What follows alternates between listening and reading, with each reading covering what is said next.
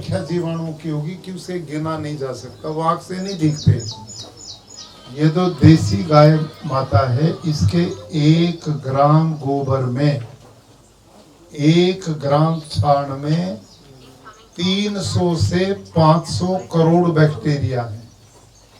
ये हमारी जितनी भी एग्रीकल्चर यूनिवर्सिटी है गुजरात में, हमने पिछले 4, और इसमें ऐसे ऐसे बैक्टीरिया हैं, एक तरह का नहीं, सैकड़ों तरह के।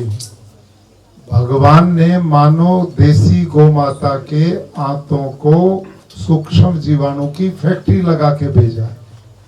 ये गौ को माता कहना, इतना सम्मान देना, ये अब हमारी समझ में आया है कि इसको इतना सम्मान क्यों देते हैं। देसी गौ माता का दूध A2 है, जो मानव स्वास्थ्य के लिए सबसे उत्तम है, और गोबर और गौमूत्र उससे भी ज्यादा गुणकारी है। खेती क्या करें इसका, तो उन्होंने इतना डराया हमें, इसकी टहनियां काटो, इसको दूर ले जाओ, वहां दबा दो या जला दो, ये तो फैल जाएगा, सब खेत बर्बाद हो जाएगा। और मैंने क्या किया, गौमूत्र लिया, 50% पानी 50% गौमूत्र, और उसका स्प्रे करा दिया। आज स्प्रे किया, दूसरे दिन वो मिट्टी बन के गिर गया, एक ही दिन में 24 घंटे में खत्म। आपने अनुभव करना तो करें। ये जो गाय बंधती ना जहां पर, और इनका ये जो पानी होता, गौमूत्र गोबर मिक्स, इसको डेयरी वॉश बोलते हैं। ये डेयरी वॉश वरदान है, कोई बीमारी है इस पे छिड़क दो, एकदम समाप्त होगा। तो गौ माता को आप लोग समझ ही नहीं पाए हैं। हम गौ माता की जय तो बहुत बोलते हैं, लेकिन ना उसके गौमूत्र का महत्व समझते, ना दूध का समझते। मैं अपने 180 एकड़ में प्राकृतिक खेती करता हूं, एक बूंद भी यूरिया DAP जंतुनाशक नहीं डालता, और मेरा उत्पादन रासायनिक वालों से ज्यादा होता है।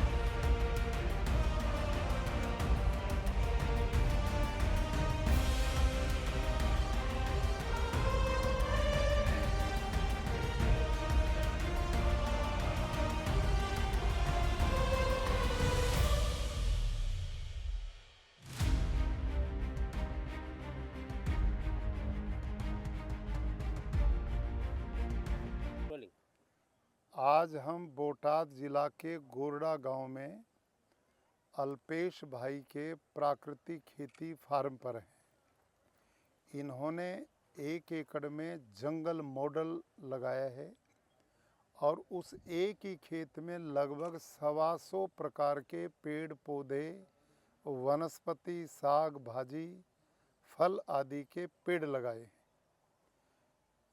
यहाँ की मिट्टी की गुणवत्ता देखकर अनुभव में आता है कि इस मॉडल ने धरती के ऑर्गेनिक कार्बन को लगभग 1.5% से ज़्यादा पहुँचा दिया है।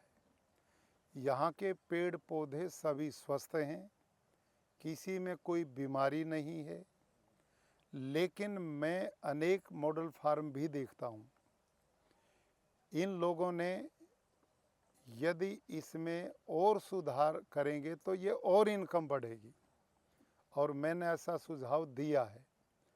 यहाँ पुराने पौधे जो लगाए गए लगातार वही चल रहे हैं, उनमें से कुछ पौधे नए नए बदले जाएं, तो इस मॉडल में गुजरात में 8-9 लाख तक उत्पादन एक खेडूत प्रति एकड़ लेता है। तो आपका भी उत्पादन अन्य खेडूत से ज़्यादा है, लेकिन इनकी धरती इतनी उन्नत बन चुकी है, अब ये कुछ भी पौधा लगाएंगे तो वो भरपूर पैदावार देगा। किसी भी पौधे में हम सैकड़ों खेडूत यहाँ घूमें, कहीं बीमारी देखने को नहीं मिली है, और उसका कारण धरती के ऑर्गेनिक कार्बन का बढ़ना है। जब धरती स्वस्थ होगी तो पेड़ पौधे भी स्वस्थ होंगे, और स्वस्थ आदमी में बीमारी नहीं आती और पौधों में भी बीमारी नहीं आती। आज मैं सभी खेडूत भाइयों से आग्रह करूंगा, जिनके मन में ये भ्रांति है कि प्राकृतिक खेती करेंगे तो उत्पादन घटेगा, वो बिल्कुल निराधार है। इस समय गुजरात में लगभग 9 लाख किसान प्राकृतिक खेती करना शुरू कर चुके हैं, और जिन्होंने ईमानदारी से प्राकृतिक खेती के 5 आयाम पूरे किए, उनका उत्पादन प्रति वर्ष बढ़ता है, धरती का ऑर्गेनिक कार्बन बढ़ता है, पर्यावरण शुद्ध होता है, भूमिगत पानी बढ़ता है, गौ माता का पालन होता है, लोगों को स्वास्थ्य मिलता है। तो आप सब आने वाली पीढ़ियों को बचाने के लिए प्राकृतिक खेती की ओर मुड़िए।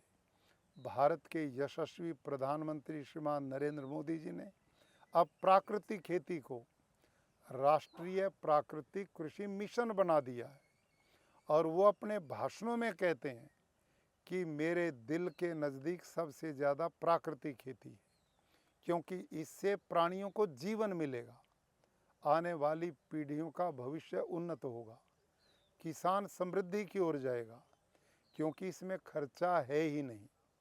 आज जो अल्पेश भाई का हमने जंगल मॉडल देखा है, उसमें 1 पैसे का भी खर्चा ही नहीं है। ट्रैक्टर उसमें चल नहीं सकता, बैल से जुताई हो नहीं सकती, जंगल मॉडल में निंदामन की कोई प्रॉब्लम नहीं है, अनेक तरह के पेड़ पौधे स्वस्थ और सब हर महीना फल देते हैं, तो उससे इनकम स्वतः ही बढ़ेगी। तो आज बोटाद जिला के इस क्षेत्र में गोरड़ का गांव में, और अभी हमारा किसान कृषि सम्मेलन जो बड़ा होने वाला है वो स्वामी नारायण मंदिर गरड़ा में होगा। तो आप सब आइए, आपका स्वागत, अभिनंदन, धन्यवाद।